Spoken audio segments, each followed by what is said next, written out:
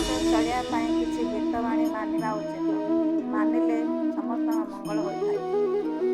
ପ୍ରଥମ ହିତବାଣୀ ହେଲା, ଯଦି ପରିବାରରେ ଜଣେ ସଦସ୍ୟ କିଛି ଭୁଲ ବା ଅମଙ୍ଗଳ କାମ କରେ ତେବେ ତାର ପ୍ରତିଫଳ ଭାବେ ପରିବାରର ସମସ୍ତ ସଦସ୍ୟକୁ କିଛି ନା କିଛି ଭୋଗିବାକୁ ପଡ଼ିଥାଏ। ଦ୍ୱିତୀୟଟି ହେଲା, ସମ୍ପତ୍ତି ମଣିଷ ପାଖକୁ ଆସିଲା ବେଳେ ଯେତିକି ଖୁସି ସମ୍ମାନର ସହିତ ରହିଥାଏ, ସେତିକି ସମ୍ପତ୍ତି ଚାଲିଗଲେ ଲଜ୍ଜା ଅପମାନ ଆଦି ଭୋଗିବାକୁ ପଡ଼ିଥାଏ। ତୃତୀୟଟି ହେଲା, କୌଣସି ବ୍ୟକ୍ତିର ଦୁର୍ଗୁଣ କଥାଗୁଡ଼ିକ ତା ଆଗରେ କହିଲେ ତାକୁ ବହୁତ କ୍ରୋଧ ଆସିଥାଏ, କାରଣ ସତଟା ସର୍ବଦା କଡ଼ୁଆ। ଚତୁର୍ଥ ହିତବାଣୀ ହେଲା, ମନୁଷ୍ୟ ଜୀବନରେ ଯାହା ଚାହେଁ ତାହା ସମସ୍ତଙ୍କୁ ମିଳେ ନାହିଁ। କେତେଙ୍କୁ କିଛି ମିଳେ, ଆଉ କେତେ ଲୋକ ତାର ଓଲଟା ମିଳିଥାଏ। ପଞ୍ଚମ ହିତବାଣୀ ହେଲା, ମଣିଷ ଭବିଷ୍ୟତକୁ ଆଖି ଆଗରେ ରଖି ବର୍ତ୍ତମାନର କାମ କରିବା ଉଚିତ, ନଚେତ୍ ଭବିଷ୍ୟତରେ ପସ୍ତାବା ଛଡ଼ା ଆଉ କିଛି ମିଳେ ନାହିଁ। ଷଷ୍ଠ ହେଲା, କିଛି ସୁବିଧାବାଦୀ ଲୋକ ନିଜର କାମ ହାସଲ ପାଇଁ ଅନ୍ୟର କିଛି ଉପକାର କରନ୍ତି, ପରେ ଅନ୍ୟର ଅସୁବିଧା ସମୟରେ ତାକୁ ଧୋକାବାଜି ବା ଅବିଶ୍ୱାସୀ କରିଦିଅନ୍ତି।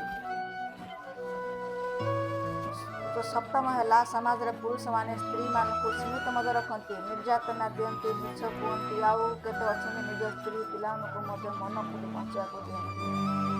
ଅଷ୍ଟମ ହେଲା, ମଣିଷ ତା ଜୀବନରେ କେତେବେଳେ କେହି ନଥାନ୍ତି, ସେଥିପାଇଁ ସେ ସର୍ବଦା ସାବଧାନ, ଅନ୍ୟର ମଙ୍ଗଳ ଧର୍ମ ଆଦି କାମ କରିବା ଉଚିତ। ନବମ ହେଲା, କେବେ କାହାକୁ ଛୋଟ କଥାରେ ବାଧିଲା ଭଳି କଥା କହିବେ ନାହିଁ, ଠିକ୍ ନ ଜାଣିକିରି, କାରଣ ସେ ନିର୍ଦ୍ଦୋଷ ଥିଲେ ତାର ଅଶାନ୍ତି ବହୁତ ମନୁଷ୍ୟକୁ ବିଫଳ କରିଦେବ। ଦଶମ ହିତବାଣୀ ହେଲା, ଯେଉଁ ବ୍ୟକ୍ତି ନିଜର କର୍ମକୁ ନିଜକୁ ନିୟନ୍ତ୍ରଣ କରିପାରେ ନାହିଁ, ସେ ଅନ୍ୟକୁ ମଧ୍ୟ ନିୟନ୍ତ୍ରଣ କରିପାରିବ ନାହିଁ। ଏସବୁ ମାନିଲେ ସମାଜର ପରିବାର କିଛି ମଙ୍ଗଳ ସାଧନ ହେବ। ଧନ୍ୟବାଦ।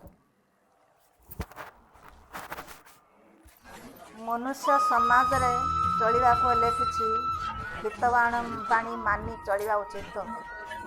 ଚଳିଲେ ନିଜର ମଙ୍ଗଳ ହେବ ଏବଂ ଅନ୍ୟର ମଙ୍ଗଳ ହେବ। ପ୍ରଥମ ହିତବାଣୀ ହେଲା, ଯଦି ପରିବାରରେ ଜଣେ ସଦସ୍ୟ କିଛି ଭୁଲ ବା ଅମଙ୍ଗଳ କାମ କରେ ତେବେ ତାର ପ୍ରତିଫଳ ଭାବେ ପରିବାରର ସମସ୍ତ ସଦସ୍ୟଙ୍କୁ କିଛି ନା କିଛି ଭୋଗିବାକୁ ପଡ଼ିଥାଏ। ଦ୍ୱିତୀୟ ହିତବାଣୀ ହେଲା, ସମ୍ପତ୍ତି ମଣିଷ ପାଖକୁ ଆସିଲା ବେଳେ ଯେତିକି ଖୁସି ରହିଥାଏ, ସେତିକି ସମ୍ପତ୍ତି ଚାଲିଗଲେ ଅନେକ କିଛି ଅପମାନ ଲଜ୍ଜା ଆଦି ଭୋଗିବାକୁ ପଡ଼ିଥାଏ। ତୃତୀୟ ହେଲା, କୌଣସି ବ୍ୟକ୍ତିର ଦୁର୍ଗୁଣ କଥାଗୁଡ଼ିକ ତା ଆଗରେ କହିଲେ ତାକୁ ଖରାପ ଲାଗେ, କାରଣ ସତଟା ସର୍ବଦା କଡ଼ୁଆ ହେଉଛି। ଚତୁର୍ଥ କଡ଼ବା ରହେ।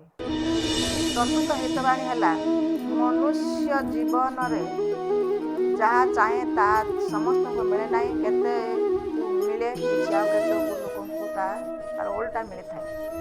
ପଞ୍ଚମ ହିତବାଣୀ ହେଲା, ମଣିଷ ଭବିଷ୍ୟତକୁ ଆଖି ଆଗରେ ରଖି ବର୍ତ୍ତମାନର କାମ କରିବା ଉଚିତ, ନଚେତ୍ ଭବିଷ୍ୟତରେ ପସ୍ତାଇବା ଛଡ଼ା ଆଉ କିଛି ମିଳିନଥାଏ। ଷଷ୍ଠ ହେଲା, କିଛି ସୁବିଧାବାଦୀ ମାନେ ନିଜର କାମ ହାସଲ ପାଇଁ ଅନ୍ୟ ପାଖରେ ଧୋକାବାଜି କାମ ଓ ଅବିଶ୍ୱାସୀ କାମ କରିଥାନ୍ତି। ସପ୍ତମ ହିତବାଣୀ ହେଲା, ସମାଜରେ ପୁରୁଷମାନେ ସ୍ତ୍ରୀମାନଙ୍କୁ ସୀମିତ ରହିବା ପାଇଁ କୁହନ୍ତି, ନିର୍ଯାତନା ଦିଅନ୍ତି, ମିଛ କୁହନ୍ତି, ଆଉ କେତେ ଅଛନ୍ତି ବ୍ୟକ୍ତି ସେ ଅନ୍ୟମାନଙ୍କୁ ମନ ଖୋଲି ପରିବାର ଲୋକଙ୍କୁ ମନ ଖୋଲି ରହିବାକୁ ଦିଅନ୍ତି। ଅଷ୍ଟମ ହିତବାଣୀ ହେଲା, ମଣିଷ ତା ଜୀବନରେ କେତେବେଳେ କ'ଣ ହେବ ସେ ଜାଣିନଥାଏ, ସେଥିପାଇଁ ସର୍ବଦା ଅନ୍ୟର ମଙ୍ଗଳ ଆଉ ନିଜକୁ ସର୍ବଦା ସାବଧାନ ଶାନ୍ତି ରଖିବା ଉଚିତ। ନବମ ହେଲା, କେବେ କାହାକୁ ଛୋଟ କଥାରେ ବାଧିଲା ଭଳି କଥା କହିବେ ନାହିଁ, କିଛି ନ ଜାଣି ନ ବୁଝି, କାରଣ ସେ ନିର୍ଦ୍ଦୋଷ ଥିଲେ ତାର ଅଶାନ୍ତି ବହୁତ କିଛି ମଣିଷର ଅମଙ୍ଗଳ କରିଦିଏ।